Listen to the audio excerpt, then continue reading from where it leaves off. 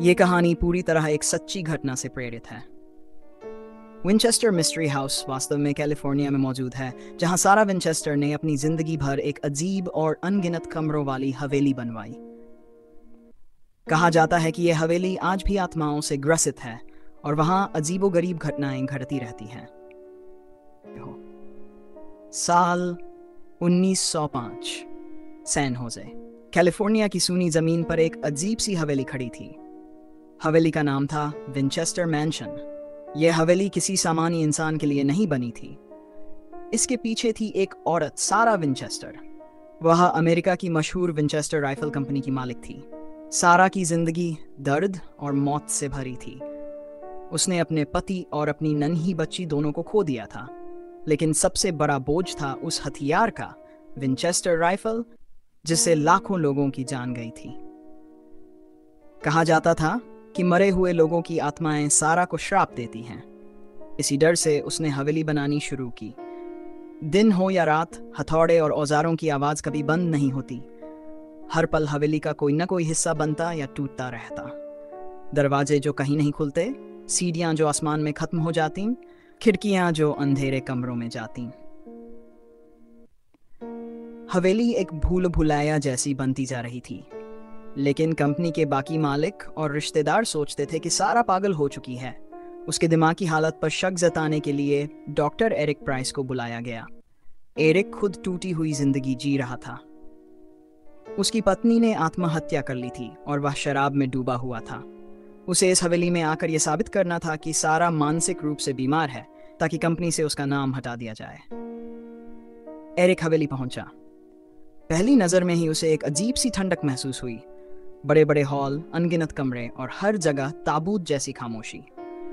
वहां उसने सारा से मुलाकात की। वह उम्रदराज लेकिन सख्त औरत थी, जिसकी आंखों में डर और रहस्य दोनों झलकते थे।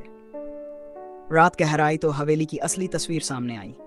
दीवारों पर परछाइयां हिलने लगीं, दरवाजे अपने आप बंद होने लगे। एरिक ने अपने कमरे में किसी बच्चे की हंसी सुनी, लेकिन जब बाहर गया तो कोई नहीं था। हवेली में रहने वाला एकमात्र बच्चा था हेनरी, सारा का छोटा भतीजा। लेकिन एरिक ने देखा कि कभी कभी हेनरी की आंखें लाल हो जाती और उसका शरीर किसी और आत्मा के कब्जे में चला जाता। धीरे धीरे एरिक को यकीन होने लगा कि सारा सच कह रही है। वह कमरे बनवाती थी ताकि जिन आत्माओं को बंद नहीं किया जा सकता, उन्हें कैद कर सके। हर आत्मा का अपना कमरा होता, जिसमें वही नक्शा, वही सामान, वही दरवाजे दोहराए जाते, जैसे उनकी मौत का मंजर। सबसे खतरनाक आत्मा थी बेंजामिन ब्लॉक। वह एक आदमी था जिसकी पूरी फैमिली को विंचेस्टर राइफल से मार गिराया गया था। वह आत्मा बदले की आग में जल रही थी। वही हेनरी पर कब्जा कर लेती, वही हवेली में सबसे ज्यादा गुस्से से भटकती। एक रात हवेली में तूफान आया। हर कमरा कांपने लगा, खिड़कियां टूटने लगीं। एरिक ने देखा कि ब्लॉक की आत्मा पूरी ताकत से हवेली पर कब्जा करना चाहती है। सारा और एरिक ने मिलकर उसे रोकने की कोशिश की। उन्होंने हथियार के गोलियां, आईने और लकड़ी से बने ताबूत जैसे कमरों में उसे फंसाने की योजना बनाई। लड़ाई आसान नहीं थी। ब्लॉक की आत्मा बार बार एरिक को मारने की कोशिश करती। उसी वक्त एरिक को याद आया कि उसकी पत्नी की मौत भी उसी बंदूक के कारण हुई थी। उसने खुदकुशी की थी, मतलब वह भी उस शाप का हिस्सा था। लेकिन जब एरिक ने अपने डर और अपराध बोध का सामना किया, तभी वह आत्मा पर भारी पड़ा। उसने विंचेस्टर की राइफल उठाई, लेकिन इस बार किसी को मारने के लिए नहीं, बल्कि आत्मा को खत्म करने के लिए।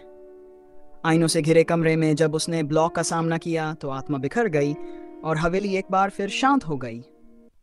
सुबह का उजाला फैला। हवेली अभी भी अधूरी थी, लेकिन कुछ आत्माएं कैद होकर शांत हो चुकी थीं। एरिक ने महसूस किया कि सारा पागल नहीं थी, बल्कि वह आत्माओं के गुस्से को थामे रखने के लिए अपनी जिंदगी कुर्बान कर रही थी।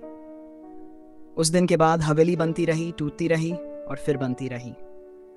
कहते हैं कि हवेली आज भी खड़ी है। वहां अब भी अनगिनत कमरे हैं, कुछ खुले हुए, कुछ बंद, और शायद कुछ में आज भी उन आत्माओं की परछाइयां घूमती हैं। Subscribe for more stories.